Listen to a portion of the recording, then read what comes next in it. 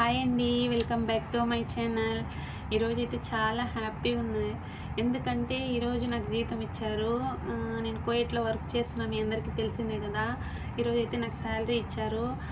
నేనైతే మా హస్బెండ్ దగ్గరికి వచ్చాను, లీవ్ ఇచ్చారు ఈరోజైతే నా జీతం ఇచ్చారనమాట. మా ఫ్యామిలీ, మా అమ్మ వాళ్ళు, మా పిల్లవాళ్ళని చూసుకుంటూ, మా బేబీ వాళ్ళందరూ మా అమ్మ వాళ్ళ దగ్గర ఉన్నారు కాబట్టి ఇంకా వాళ్ళకైతే నేను కొంచెం అమౌంట్ అనేది వాళ్ళకి పంపించాలనుకుంటున్నాను. ఎందుకంటే వాళ్ళు ఇండియాలోనే చదువుకుంటున్నారు కాబట్టి మా అమ్మ వాళ్ళు చూసుకుంటున్నారు.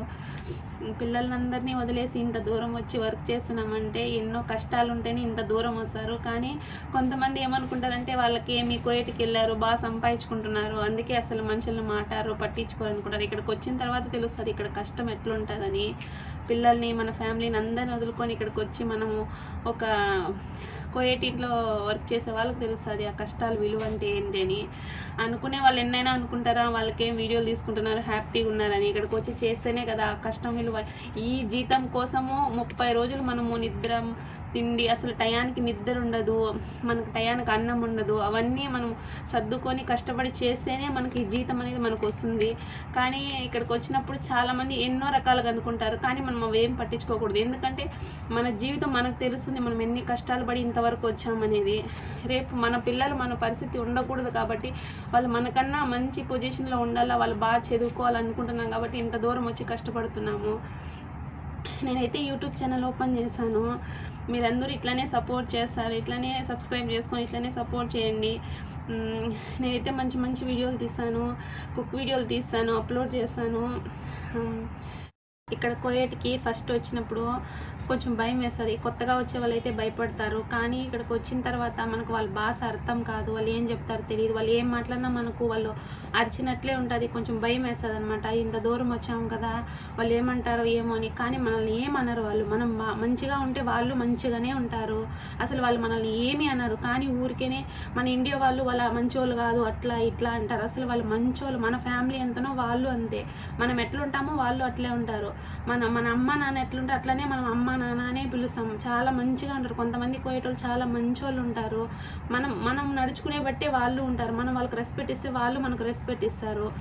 కానీ వాళ్ళు వచ్చినప్పుడు కొత్తలో మనకు భాష తెలియదు కాబట్టి వాళ్ళు 2-3 సార్లు చెప్పినప్పుడు కొంచెం అరిచినట్లు ఉంటుంది. కానీ మనం దానికి భయపడిపోయి అయ్యో వాళ్ళు అరుస్తాను, తిడతాను అనుకుంటాం. కానీ అట్లా ఏం కాదు.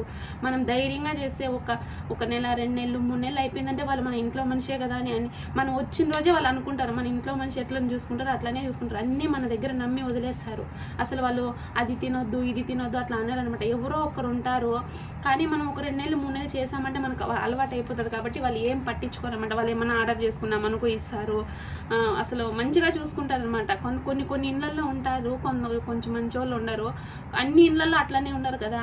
ఇక్కడికి వచ్చాము ఎందుకు, మనం పని చేసుకొని మనం ఒక నెలంతా పని చేస్తే మనకు జీతం ఇస్తారు. అసలు మన ఇండియాలో అయినా అంతే, ఒక నెలంతా పని చేస్తేనే మనకు జీతం ఇస్తారు. ఇక్కడైనా అంతే కదా. వాళ్ళు చెప్పిన పని మనం చేస్తేనే కదా మనకు జీతం ఇచ్చేది. ఎవరు డబ్బులు అయితే ఊరికేనే ఇవ్వరు కదా.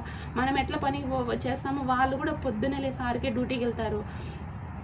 మనం ఇక్కడ కువైట్కి వచ్చాక ఓపిక ఉండాలి. ఓపిక ఉండి చేసుకుంటే మనం ఫ్యామిలీ బాగుండాలా, మన పిల్లలు బాగుండాలి అనుకుంటే మనం ఓపికతో చేసుకోవాలా. ఇక్కడికి వచ్చిన తర్వాత నేను ఉండను, కొంతమంది ఏడుస్తా, నేను ఉండను, నేను వెళ్ళిపోతాను, నేను మా పిల్లల్ని చూడాలా, మా ఫ్యామిలీని చూడాలా, నేను ఇక్కడ ఉండలేను, చేయలేను ఆలోచన పెట్టుకుంటే రోజు అదే వస్తుంది అనమాట. మనం ఉండలేము అనుకుంటే ఉండలేము.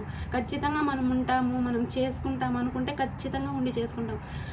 ఇండియాలో అయితే పొద్దున్న నుంచి సాయంత్రం వరకు కూలి పని ఇవి చేసుకుంటారు. ఇక్కడికి వచ్చి నీడలో వంట చేసుకునేకి, అసలు ఇంట్లో క్లీనింగ్ చేసుకునేకి ఏమంత కష్టం అనిపించదు. ఎట్లయినా ఒక 4-5 గంటల సేపు రెస్ట్ ఖచ్చితంగా ఉంటుంది. వాళ్ళు తినేసారంటే 1 గంట కూర్చోవచ్చు. మళ్ళీ ఇంకా నైట్ తిన్నారంటే ఇంకా నైట్ 11కు అట్లా అయిపోయిందంటే ఇంకా మనం వచ్చి మన రూమ్కి వచ్చేస్తాము. ఎట్లయినా కువైట్ చాలా హ్యాపీగా ఉంటారు వచ్చిన వాళ్ళు. కానీ మన ఫ్యామిలీని చూడలేము, కొన్ని కష్టాలు ఉంటాయి. అన్నిటికీ సర్దుకొని ఉండాలా. కష్టం ఉంటుంది, సుఖం ఉంటుంది, బాధ ఉంటుంది, అన్నీ ఉన్నాయి కాబట్టి మనకు డబ్బులు కూడా ఇక్కడ అట్లనే ఉంటుంది.